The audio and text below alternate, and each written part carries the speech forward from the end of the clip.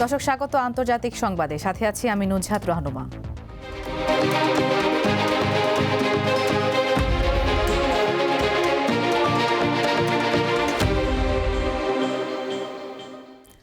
ভেনেজুয়েলায় হামলা ও মাদুরোকে বন্দী করার পর এবার কলম্বিয়ার প্রেসিডেন্ট গুস্তাভো পেট্রোকে হুমকি দিয়েছেন যুক্তরাষ্ট্রের প্রেসিডেন্ট ডোনাল্ড ট্রাম্প। এছাড়া কিউবার সরকারেরও খুব শিগগিরই পতন হতে যাচ্ছে বলে মন্তব্য করেন তিনি। সংবাদ মাধ্যম আল জাজিরা জানায়, স্থানীয় সময় রোববার গভীর রাতে এয়ারফোর্স ওয়ানে সাংবাদিকদের সঙ্গে আলাপকালে ট্রাম্প এই মন্তব্য করেন। তিনি আরও জানান, ভেনেজুয়েলার মতো কলম্বিয়ার অবস্থাও খুব নাজুক। দেশটি এমন এক দুর্বল ব্যক্তিত্ব পরিচালনা করছেন যিনি কোকেন তৈরি এবং যুক্তরাষ্ট্রে তা বিক্রি করতে পছন্দ করেন। তবে কলম্বিয়া এটি খুব বেশি দিন করতে পারবে না বলেও হুঁশিয়ারি দেন ট্রাম্প। এ সময় আরও বলেন তিনি, কিউবাতে মার্কিন সামরিক হস্তক্ষেপের প্রয়োজন নেই, কারণ দেশটি নিজেই পতনের দ্বারপ্রান্তে রয়েছে।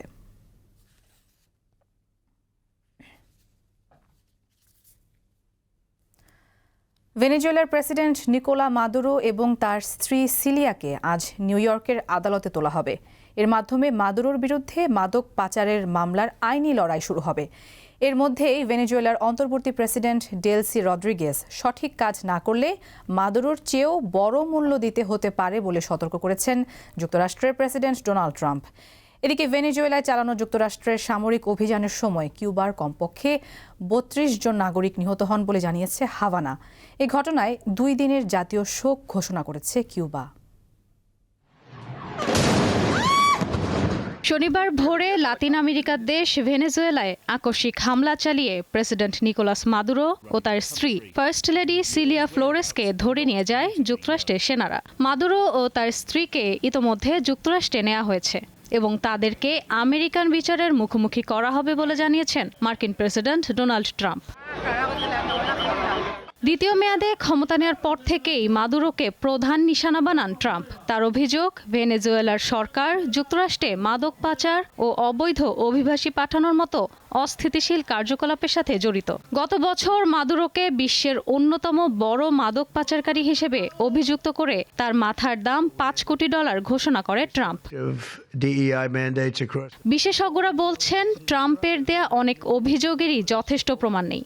শনিবারের নজিরবিহীন এই অভিযান পুরো বিশ্বকে হতবাক করেছে। তারা বলল ড্রাগ পাচার, কিন্তু যার সেই ধরনের কোনো প্রমাণ নেই। সাম্রাজ্যবাদ সবসময় মার্কিন, তারা বিভিন্ন সময় বিভিন্ন অপকর্ম করে, কিন্তু এত নির্লজ্জ কুৎসিত রূপ আমরা অতীতে দেখিনি। যুক্তরাষ্ট্র ও ভেনেজুয়েলার সম্পর্ক ১৯৯৯ সাল থেকেই টানাপোড়েনের মধ্যে রয়েছে। বিশেষ করে বিভিন্ন সময়ে ওয়াশিংটন মাদুরোর শাসনের বৈধতা স্বীকার না করে বিরোধী নেতাদের সমর্থন দেয়ায় এই বিরোধ আরও তীব্র হয়। ভেনেজুয়েলার দাবি, তেলের মজুদ দখল করতেই যুক্তরাষ্ট্র এসব করছে। যেহেতু ভেনেজুয়েলা তেল উৎপাদনকারী দেশ, ফলে বাজারে তেলের যে সরবরাহ আছে সেখানে বড় রকমের একটা চাপ পড়বে। ফলে আন্তর্জাতিক বাজারে তেলের সরবরাহের ঘাটতি হলে যে দাম বৃদ্ধি পাবে, তার ফল হিসেবে বাংলাদেশকেও তার এই বেশি দামে এই তেল কিনতে হবে। সমালোচকরা বলছেন, শুধু অপরাধের অভিযোগকে কেন্দ্র করে সীমান্ত পেরিয়ে সামরিক অভিযান চালানো বা অন্য দেশের ক্ষমতাসীন রাষ্ট্রপ্রধানকে আটক করে নিয়ে যাওয়া আন্তর্জাতিক আইনের চোখে বৈধ নয়। এতটা নির্লজ্জ, এতটা বর্বর ভাবে আর অতীতে হয়নি। ফলে 2026 থেকে এটা একটা নতুন অধ্যায় শুরু হলো পৃথিবীতে, যেখানে শক্তিধর দেশগুলো যা ইচ্ছা তাই করবে, এই বার্তাই দেয়া হলো।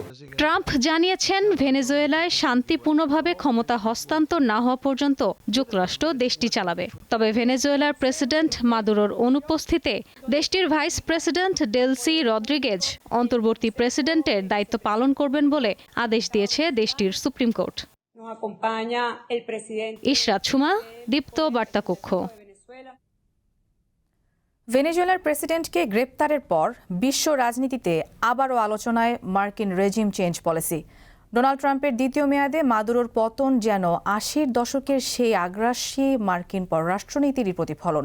এর আগেও বিশ্ব কাঁপানো অনেক নেতাকে একইভাবে বন্দী করে মার্কিন বাহিনী। কয়েক মাস ধরেই মাদুরোকে তীক্ষ্ণ নজরে ও চাপে রাখছিলেন ডোনাল্ড ট্রাম্প। অবশেষে শনিবার ভোরে ভেনেজুয়েলায় মার্কিন সেনাবাহিনীর বিশেষায়িত ইউনিট ডেল্টা ফোর্স অভিযান চালিয়ে দেশটির প্রেসিডেন্ট নিকোলা মাদুরো ও তার স্ত্রীকে আটক করে নিউ ইয়র্কে নিয়ে যায়। মাদক পাচার ও সন্ত্রাসবাদে জড়িত অভিযোগে মাদুরোকে আটকের দাবি যুক্তরাষ্ট্রের, যদিও আগে থেকেই এসব অভিযোগ অস্বীকার করেছেন মাদুরো। ভেনেজুয়েলার কর্মকর্তাদের দাবি, বিশ্বের বৃহত্তম তেলের মজুদ দখল করতেই যুক্তরাষ্ট্র এসব করছে। রাশিয়া, ইরান, চীন সহ বিভিন্ন দেশ একটি স্বাধীন দেশে যুক্তরাষ্ট্রের এ ধরনের অভিযানের সমালোচনা করেছে। তবে যুক্তরাষ্ট্রের এ ধরনের অভিযান এটাই প্রথম নয়। নিজেদের স্বার্থে এর আগেও যুক্তরাষ্ট্র অনেক দেশে অভিযান চালিয়েছে।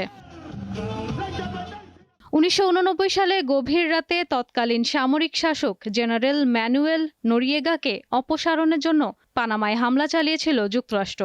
ভেনেজুয়েলার মতোই মার্কিন নাগরিকদের সুরক্ষা, অগণতান্ত্রিক আচরণ, দুর্নীতি ও মাদক ব্যবসার কারণ দেখিয়ে হামলা করা হয় এবং নোরিয়েগাকে আটক করা হয়। 1992 সালে 40 বছরের কারাদণ্ড দেওয়া হয় তাকে। 2017 সালে 83 বছর বয়সে কারাগারেই মারা যান নোরিয়েগা। ইরাকের এক সময়ের প্রতাপশালী শাসক সাদ্দাম হোসেনকে আটক করা ছিল যুক্তরাষ্ট্রের ইতিহাসের সবচেয়ে আলোচিত সামরিক অপারেশন।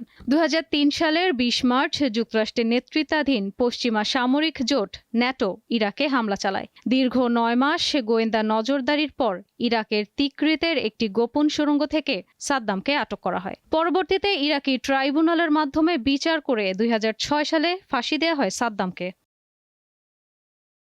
2022 সালের ফেব্রুয়ারিতে মধ্য আমেরিকার দেশ হন্ডুরাসের সাবেক প্রেসিডেন্ট হুয়ান অরল্যান্ডো এর্নান্দেসকে মাদুরোর মতোই নার্কো টেরোরিজমের অভিযোগে আটক করা হয়। 2022 সালের এপ্রিলে এর্নান্দেসকে যুক্তরাষ্ট্রে হস্তান্তর করা হয় এবং ওই বছরেই যুক্তরাষ্ট্রের একটি আদালত তাকে 45 বছরের কারাদণ্ড দেন। তবে মার্কিন প্রেসিডেন্ট ট্রাম্প এর্নান্দেসকে ক্ষমা করে দেয় গত বছরের 1 ডিসেম্বর কারাগার থেকে মুক্তি পান তিনি।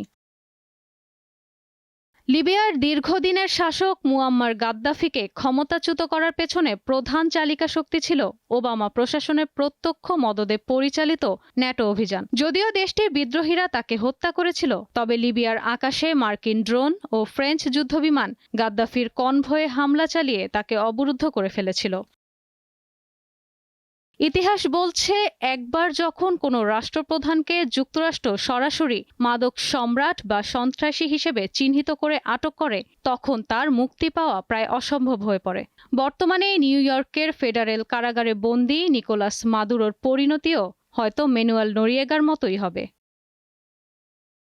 ইশরাত সুমা, দীপ্ত বার্তা কক্ষ। অর্থনৈতিক সংকট ও দ্রব্যমূল্যের ঊর্ধ্বগতির প্রতিবাদে ইরানে 1 সপ্তাহ ধরে চলমান বিক্ষোভে কমপক্ষে 16 জন নিহত হয়েছেন বলে জানিয়েছে মানবাধিকার গোষ্ঠীগুলো। এছাড়া দেশ জুড়ে চলমান বিক্ষোভে ইরানিরা আবার ইন্টারনেট বিভ্রাটের সম্মুখীন হচ্ছেন। দেশটির সর্বোচ্চ নেতার পক্ষ থেকে বিদেশি নাশকতার বিষয়ে সতর্কবার্তা দেওয়ার পাশাপাশি পাল্টা বিক্ষোভ সমাবেশের আয়োজন করেছে কর্তৃপক্ষ।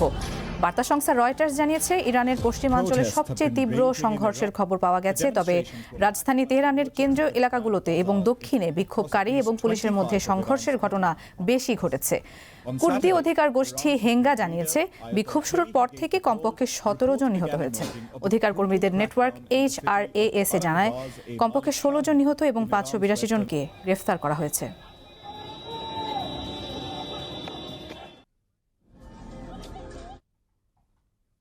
দর্শক, এই ছিল দীপ্ত আন্তর্জাতিক সংবাদ। এরপর দীপ্ত সংবাদ বেলা 2টায় দেখার আমন্ত্রণ। ধন্যবাদ সবাইকে।